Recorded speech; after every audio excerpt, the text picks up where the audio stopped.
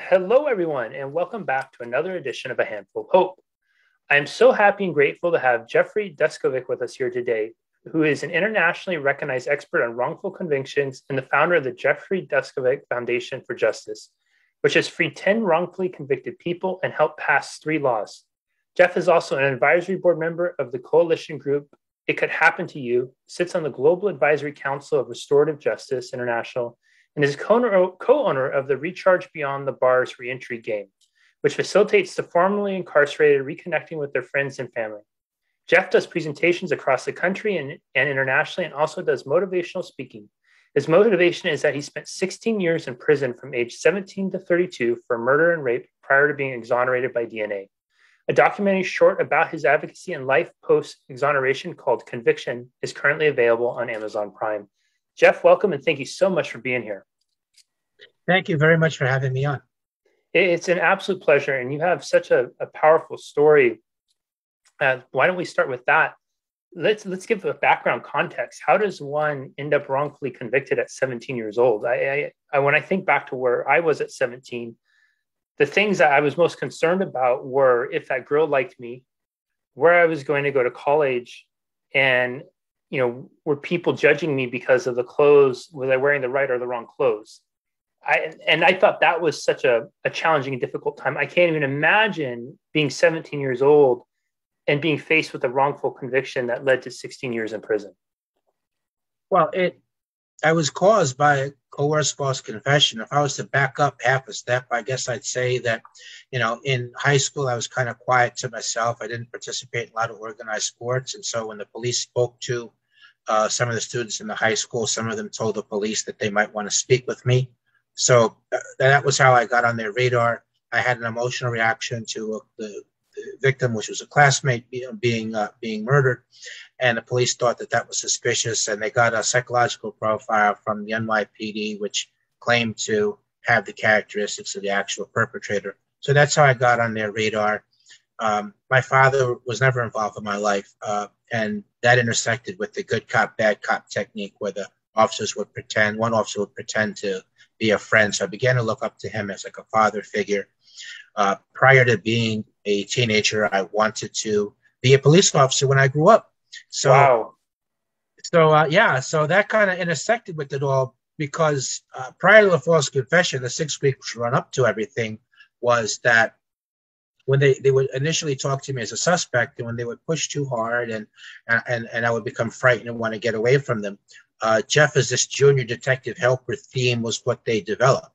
And so because I wanted to be a cop when I grew up, that was how that they wrote me into that.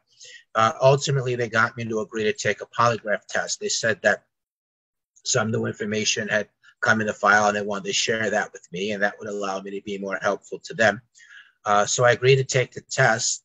Next day, I went to the police station for the test rather than going to school. They drove me from the city of Peekskill in New York to town of Brewster in Putnam County.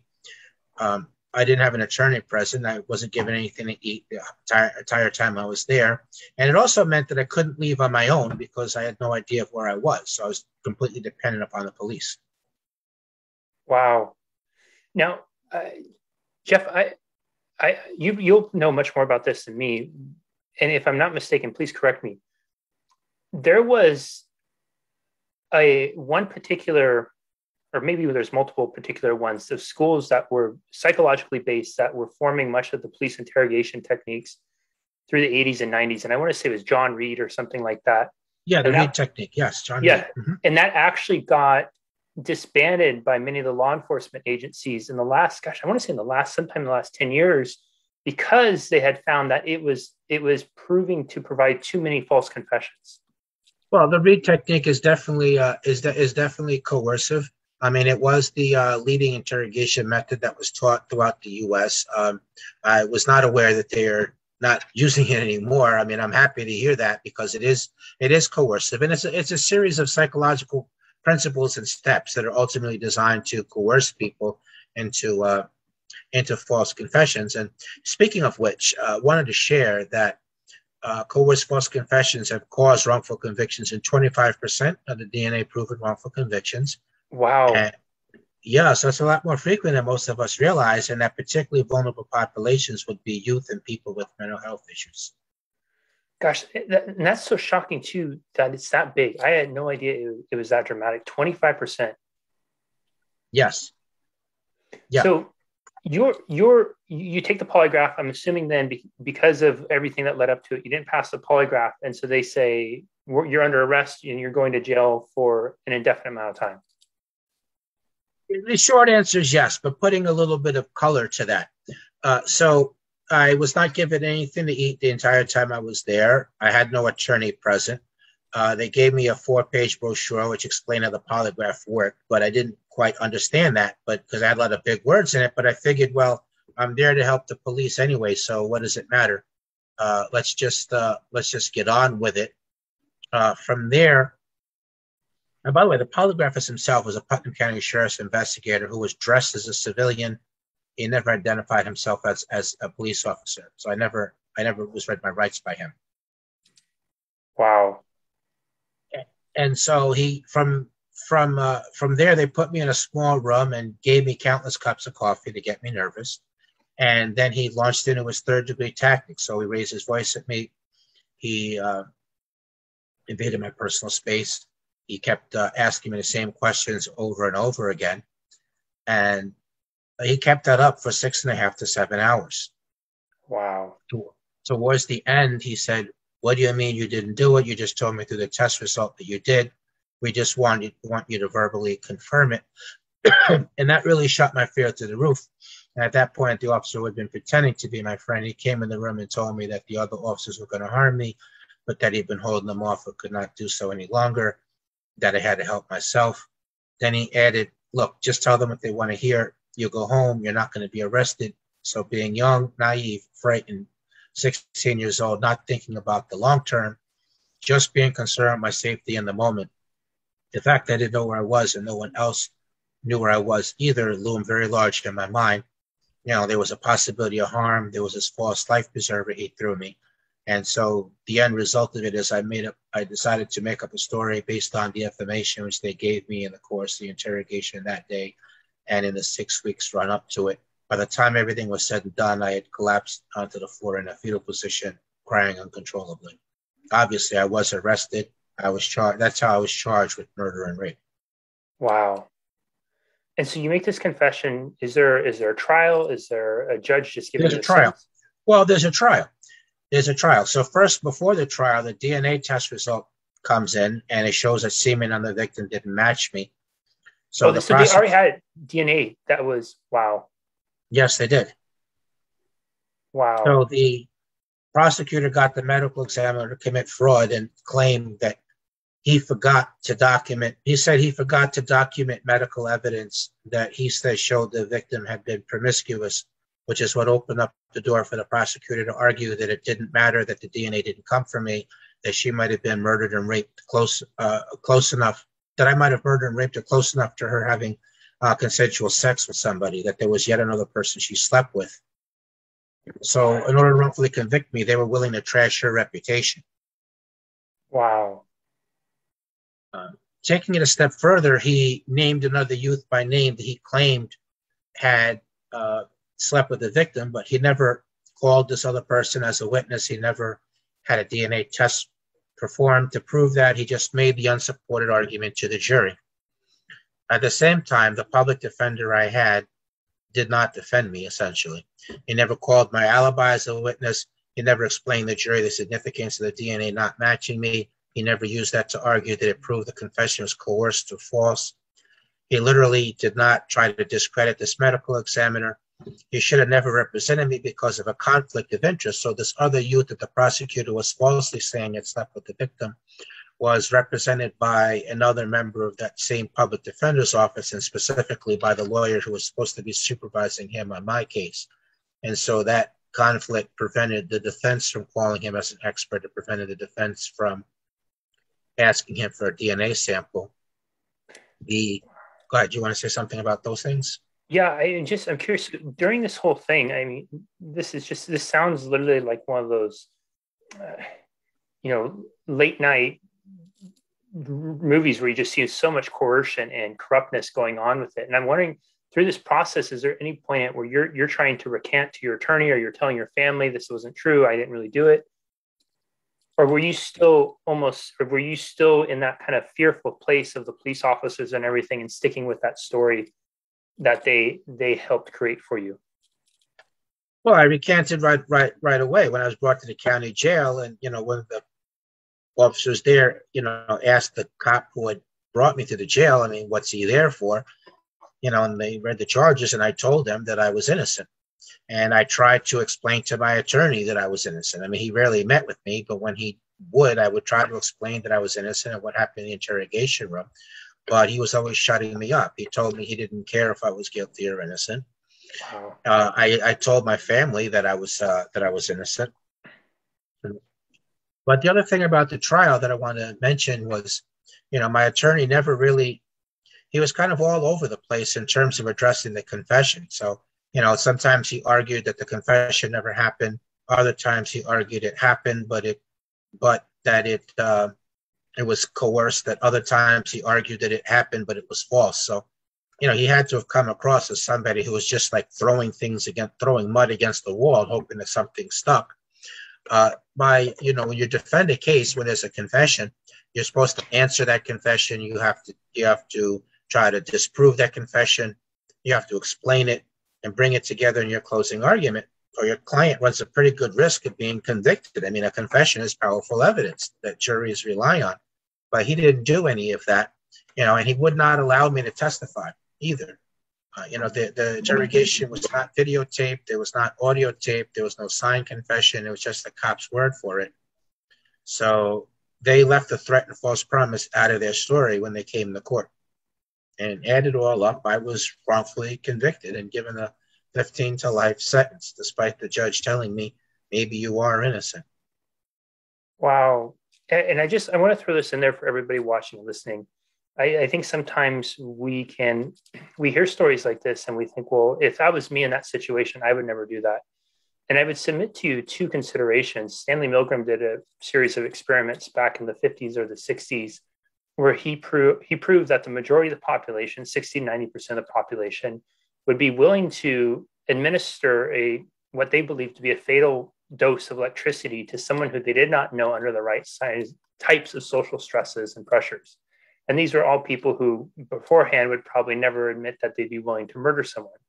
The other one I would invite you to consider is there was a study that was done, I'm forgetting the institution now, but several years ago, and it's basically a 30 question or so study that promises that you will fall in love in less than 3 to 5 minutes.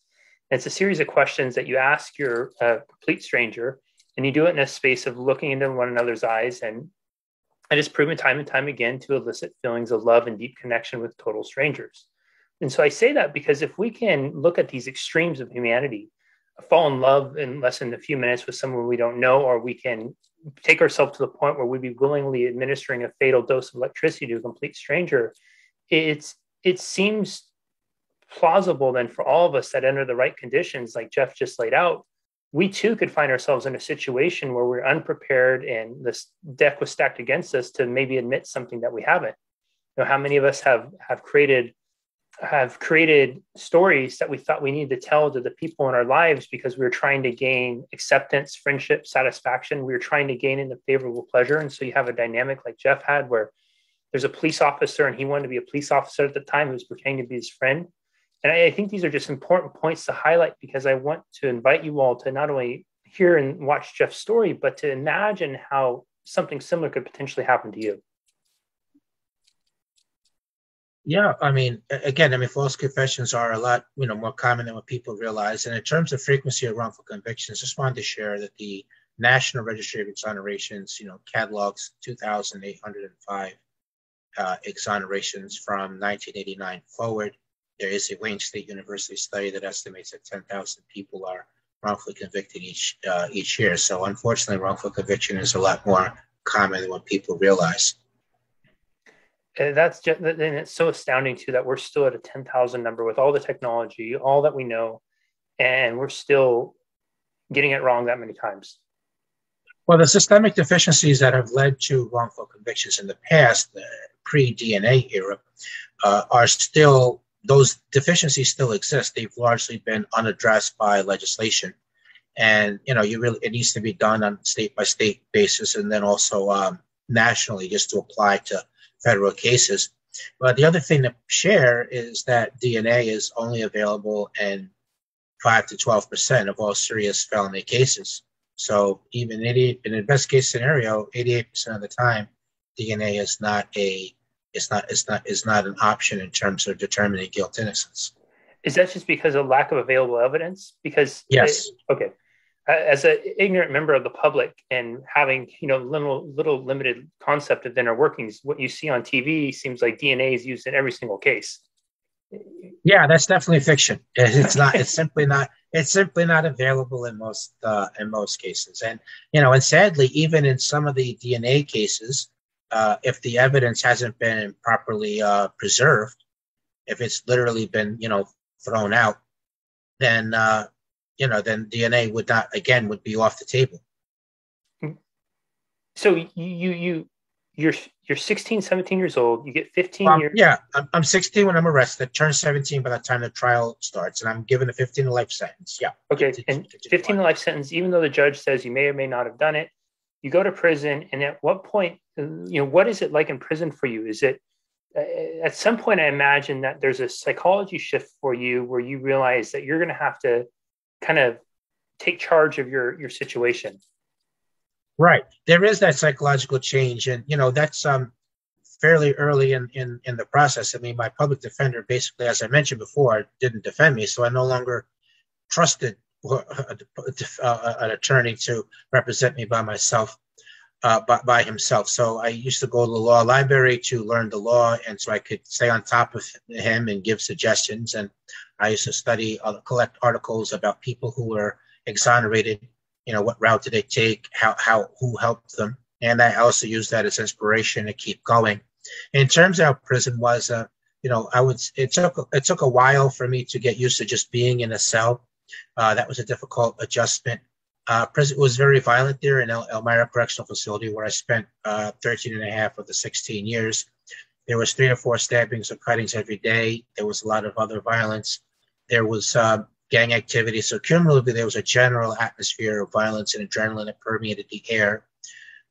There were several times in the course of my incarceration that I was beat up, maybe like 6 or 7 times. There is a vigilante mentality towards people convicted of sex offenses. So I always had that concern on the back of my head. And there was a lot of verbal abuse from the guards to the prisoners. They had sanctions that they would impose if the prisoners were found guilty of breaking a prison rule, and they'd kept you in the cell 23 hours a day out of the 24. They'd send you less food. Sometimes it would be 3 or 4 days old. They would put you in a small caged area with maybe a pull-up bar in it if you were lucky for the 1 hour a day court-mandated recreation. You could take 2 showers 1 week and 3 the next, rather than being able to shower as daily as the rest of the population. You could not go to the store, use the phone while you were on that status. And so, if as far as the prison was concerned, if you were trying to defend yourself, then that obviously meant that you were fighting. So it was not just the physical aspect of that, but also those sanctions were imposed on me. The food was terrible. It was often burned, sometimes not fully cooked. Medical care was substandard as well. So I had to keep fighting off feelings of hopelessness, helplessness, thoughts of giving up, suicidal ideation. So the mental health aspect of it was intense also. And in the course of my incarceration, I did lose 7 appeals. So each time I lost an appeal, the crash back down to earth was kind of loud and hard. How did you fight through those mental health challenges, Jeff? Because I feel like the mental health piece especially is something that it's getting more and more light for so many of us in various facets of life. And I can imagine someone like you who encountered and dealt with it from such an extreme life experience, you would have some really unique insight in some of the things that you did to help navigate through those challenges. Definitely belief in God was one thing. And another thing was I I didn't focus on the 15 to life sentence. I broke it into manageable chunks. So I thought I was just doing like a year or two to the next court proceeding would happen, which I was sure I was going to win because I was innocent. Uh, going to the law library did give a sense of comfort and empowerment. The articles on exoneration also were inspirational. Beyond that, there, I also read books. I read 3 or 4 nonfiction books from 1998 to 2006. So, keeping my mind going. I didn't waste time with the programs there. I took programs that had some kind of potential usage for the outside. I did engage in this elaborate delusion. So when I would play basketball or chess or ping pong, I would pretend like I was a professional player, and that so was everybody else. And the people on the sideline waiting for next, that was the audience. And one recreational area would be home, the other one would be away. Mm. But it was not really like kids fantasizing on a playground. This is that I needed to survive mentally. I needed to get out of the prison for a couple of hours, and that was my way of doing it. I used to listen to sports talk radio, but it was not listening to sports talk radio. This was a lifeline to the outside. In 1998, they allowed us to purchase televisions in the cells at Elmira. And while my TV stayed off for the most part, because I was doing legal work and writing letters looking for help and reading nonfiction books, I did watch certain programs each week. And I engaged in a delusion. I pretended like I was visiting with friends. I would collect nature scene pictures, and I would hang them up on the cell wall, and I would travel there mentally as well. So that was another aspect. And then, the usage of euphemism. So it wasn't the prison assignment in the morning and a prison assignment in the afternoon. I was going to school, or I was going to work, and it's not the prison warden, it's the superintendent. So all of those things were tactics. That there was another wrongfully convicted prisoner there named Frank Sterling. And we kept each other going for 13 and a half years. So every 6 weeks we would get together, we would brainstorm about what was the next move to make. We would try to keep each other going morale-wise. That was a way of surviving as well. And he was exonerated by DNA a couple of years after me, doing 18 years. So it wasn't simply that he claimed to be innocent, but that he actually was. And last thing I'll round out, and I know you want to say something. Let me just finish one part of the answer. I did, wanting contact from the outside, I did place an ad looking for a pen pal, and somebody did answer, and that provided a lifeline to the outside. I mean, I was openly asking him, this is a stranger now in California, actually in Sacramento. I put the ad in Sacramento Bee looking for a pen pal, and the stranger answered me, named Scott, and I was literally asking him, should I quit? Should I just give up? Should I just, commit suicide? I'm never going to get out of here. And he used to always encourage me. So all those things were how I navigated and survived. And maybe the other point to cap off, I'll say that I knew that nobody that I already knew was coming to my rescue. And so I was going to have to try to recruit somebody to help build the bridge between me and the substantive, legal, and investigative help that I needed, as I had read it happen in other cases. And so to do that, I was going to have to keep my mind together. So in a lot of ways, I really didn't have the luxury of losing it mentally. Jeff, are you familiar with Anthony Ray Hinton? I am. I've met Anthony Ray Hinton before, and I'm even more familiar with Brian Stevenson. I know Brian personally. I've had the pleasure of watching him speak on 3 or 4 different occasions. And if him and I were in the same room right now, he would come up to me and shake my hand, and we would chat, because he knows who I am, and we admire each other's work tremendously. And Brian's kind of an angel as amongst men. Yeah, I've seen some of Brian's talks, and I found out about Brian through Anthony Ray Hinton. I read his book, The Sun Does Shine.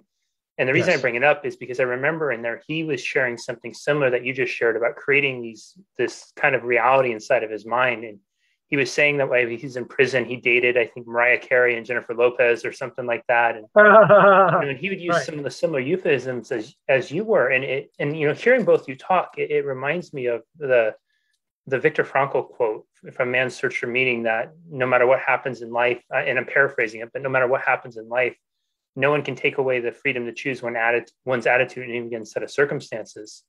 And I think that's it's such a powerful piece that you just shared. And I hope everybody really paid attention to that, is that circumstances in life, whether they're as extreme as being wrongfully incarcerated or whatever it is you're going through, there's what happened, and there's still the story, the reality, the experience that you can create inside of your mind. And I love how you phrase that, Jeff, too, of I didn't necessarily have the luxury to. I think a lot of times, many of the things that we get hung up on in life, we get hung up on them because our lives are so much more blessed than we realize or we're willing to acknowledge in any given moment.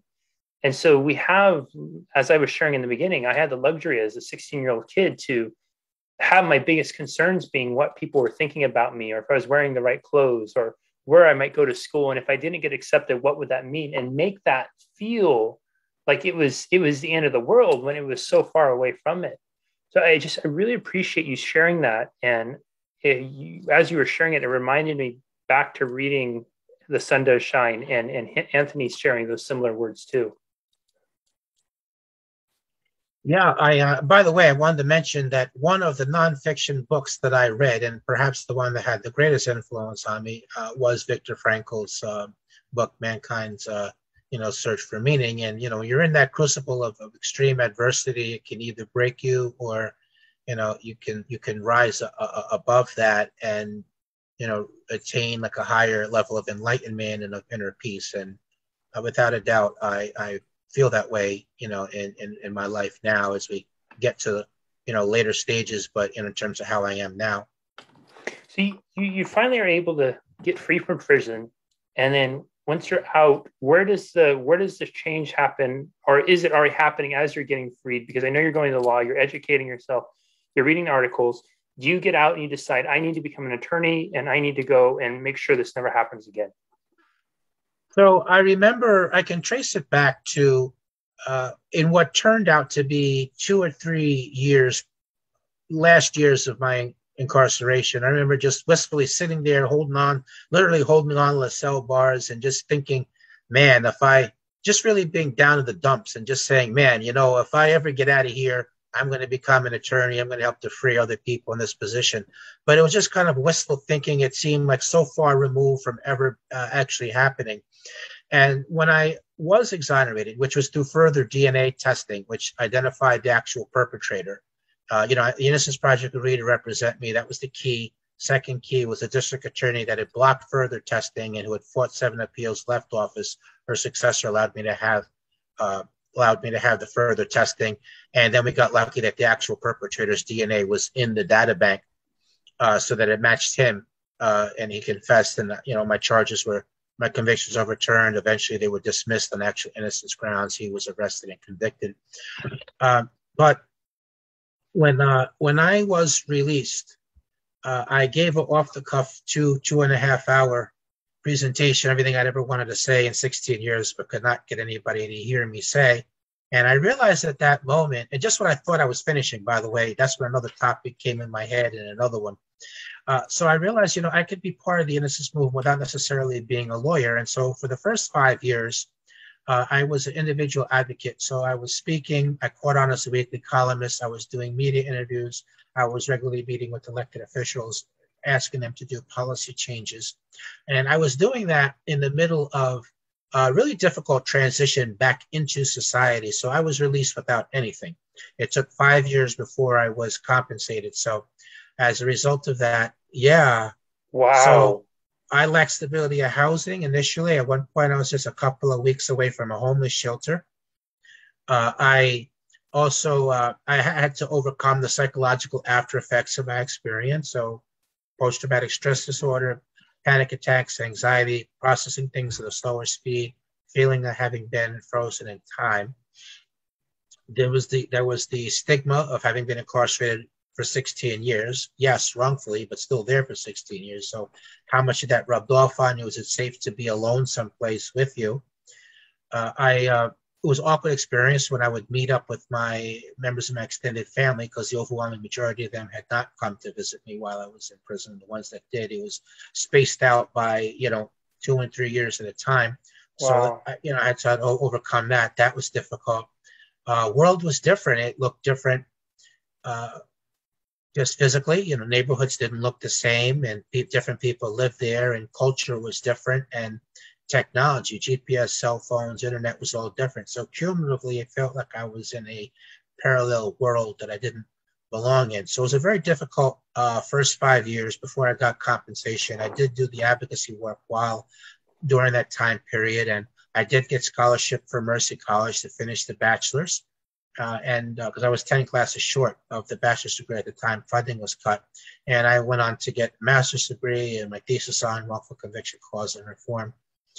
And I did start the Jeffrey Deskovic Foundation for Justice using $1.5 million from what I got as compensation after the 5 years. And we have been able to get 11 people home and pass 3 laws. And I did become advisory board member of It Could Happen to You, which the foundation is part of, and we passed another 5 laws. But at some point, it became not enough for me to sit in the front row of the courtroom. I wanted to sit at the defense table. I wanted to be able to make some of the arguments, and hence becoming an attorney.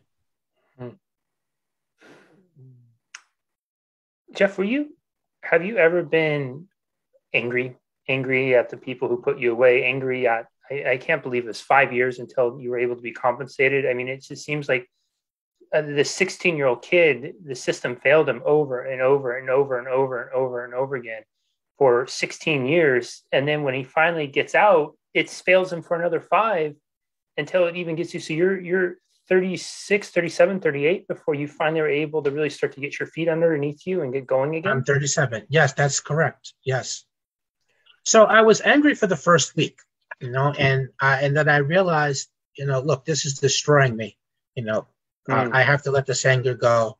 I want to enjoy my life and live as meaningful a life as I can. And I can't do that if I'm angry or bitter. And if I was angry or bitter, I mean, I feel like I would really be the only loser in that scenario. I felt like I lost so much already as it was. Why would I want to, in effect, lose the rest of my life? And the vehicle that allows me to accomplish that is I take that energy that I feel and I channel it into the advocacy work. So I do make sense of everything that happened to me, by my mission in the world being just to free people who are in the same position I was in and do some work on the preventative side, struggle for broader justice reform. And I have it's healing. It makes my suffering count for something. It's cathartic. It's meaningful. It helps make the world a little bit better. And perhaps more importantly, or just as important, is I have some inner peace about me as a result of that. I was going to ask you if you had come up with a mission or reason why all this happened. So I appreciate you answering that. Sure. Jeff, we're coming up on our time, and I regret that we're even coming up on our time because I feel like we have so many roads that we could explore. Before I ask my final questions, where are the best places people can find and connect with you online and learn more about your story? So definitely the website, www.deskovic.org. That's DESKOVIC. People can email me through the web form that's there. I am on Instagram. I have a public figure page on Facebook. I'm on LinkedIn, and I am also on LinkedIn. I do want to quickly mention that my ultimate goal is to have a chapter of the Jeffrey Deskovic Foundation for Justice in each state and ultimately in each country. I see this really as a worldwide problem rather than just a New York problem or even just a U.S. problem. But that'll be when we're able to get the public support to do that. We do have a crowdfunding page on the website called Patreon, which is for people that want to be recurring monthly donors. Imagine for a minute, Jesse, what if 25,000 people were willing to sacrifice $3 or $5 a month to help free wrongfully convicted people? That would allow us to free even more people, work on more cases, pursue policy changes. And, the more we get public support, the more we eventually can get to the point where we can have that chapter in each state, in each country. Yeah. And I'll just put on here too, Jeff, I'm going to happily go and pledge some support for that too. And I encourage everybody watching and listening, if you've been as moved by Jeff's story as I have been, do the same. Again, we don't sometimes realize how blessed and fortunate we are to live the lives the way we have and to be able to be free from some of the hardships and trials and tribulations that someone like Jeff has been through. And to know that there's still that many people, that we still have 25% uh, getting into false confessions, that there's over 10,000 of them. I mean, it's just astounding. And I think about how many lives of our friends, our family members, our neighbors, our community members are being dramatically altered because this is still going on. I think it's something that we could all do to just making a more harmonious and supportive society of all. Absolutely. So if I was to share one piece of advice just for the audience Please. who may be listening, so my formula for overcoming adversity is that is set a goal, have a realistic plan. You should be able to look at it 3 or 4 different ways and say to yourself, yeah, I can see how this might work out. Remember to be flexible. The goal is the goal. The plan's not the goal. So if an unexpected door opens that moves you towards your goal, be willing to consider that and walk through that door. Have the mindset. There's no reason, no excuses. So no reasons why you can't accomplish something. There might be reasons why it's more challenging, but it's not necessarily impossible. So, and then don't be afraid of hard work. Don't quit. Never give up. And when you can't go on any longer, just remember that could be the key moment right there where you're on the verge of a breakthrough, but because you quit, it's not going to happen. So even though you can't go on anymore, do so anyway, just to see what happens on the other side. And when you make it out, reach back and help people in a similar position, do some work that's preventative, and you'll find your suffering will count for something. It definitely will be healing and cathartic and meaningful. And I know that message is well beyond wrongful incarceration or imprisonment. I know that it could apply, say, to homelessness, or someone that's a domestic abuse survivor, or debilitating illness, or someone that's faced racism, discrimination, sexual abuse survivor. And I've attended as audience member and also watched from afar. I remember I was at an event once, and this woman that had been sexually trafficked, and she now had a nonprofit organization helping to raise money for people, to free people similarly situated.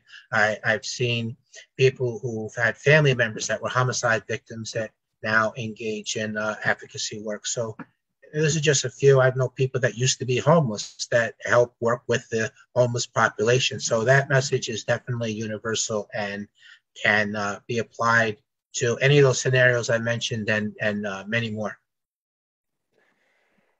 Everyone, boys, this one you're going to want to rewatch and re-listen. And if I can make a suggestion before you do that, rewind to the last 2 minutes and listen to Jeff's formula for overcoming adversity. Do exactly what he said. Write it down step by step and write down some piece of adversity that you're trying to face or overcome in your life. And then rewind to the beginning and listen closely to Jeff's story. Listen closely to the story of a 16-year-old who was manipulated into thinking that the people were his friends and they were going to help him, only to be deprived of food, hyped up on caffeine, deprived of sleep, removed from his home and place of safety, and coerced into confessing to something he didn't do. Listen to the wisdom from someone who spent over 15 years of their life in prison, fighting off abuse and getting beat up in a place where there was violence and stabbings, isolation, who set his mind to learning legal and kept facing defeat after defeat after defeat. There were 7, Jeff, right? 7 appeals. Yes. Yeah, 7 appeals lost, but he kept persevering forward. You think about that. How many times have we encountered adversity on a path to a goal that we have? And we hear no once and we say, the heck with it. I shouldn't have even tried anyways. Imagine if it was your very life on the line and you kept getting told no, no, no, over and over and over again. Would you quit or would you persevere? I think Jeff laid out a beautiful formula for that, about how we can do that. And really, just as you listen to Jeff's story, consider in context of your life. And it's not about comparing one's life or one's life experience to the other. It's about inviting the possibility into yours of what could be possible. If a 16-year-old kid could rise above and overcome and release the anger from the time that was taken away from him and go on to not only do advocacy work, but to become an attorney on the front line, helping those avoid his fate, to having, I think 11 so far? Yes, we've got 11 people home that were wrongfully imprisoned. Mm-hmm. Yeah. 11 people we helped free. Mm-hmm. Yeah. Imagine what you can do. And that's not to say that what you're doing already isn't enough. It's just the invitation and the exploration of what else could be possible beyond you right now in your life. I think that all of us who have watched and listened to this today, Jeff, have been inspired, have been moved. I know I certainly have. I am so grateful that you are here to share the story. And I'm so grateful that you are leading a charge and on the front lines to leading into a world where these things do not happen anymore, and that other people are going to have the opportunity to break free from a prison that they shouldn't be in the first place and go on and live a meaningful and impactful life. Thank you so much for being here today. Thank you for having me. And if you enjoyed the story, you'd like to hear a little bit more, definitely go to Amazon Prime, and there's a documentary short called Conviction, which has more about my life post-exoneration and my advocacy work. Okay, we'll make sure to include those links too. We will see you next time, everybody, on another edition of A Handful of Hope. Bye-bye.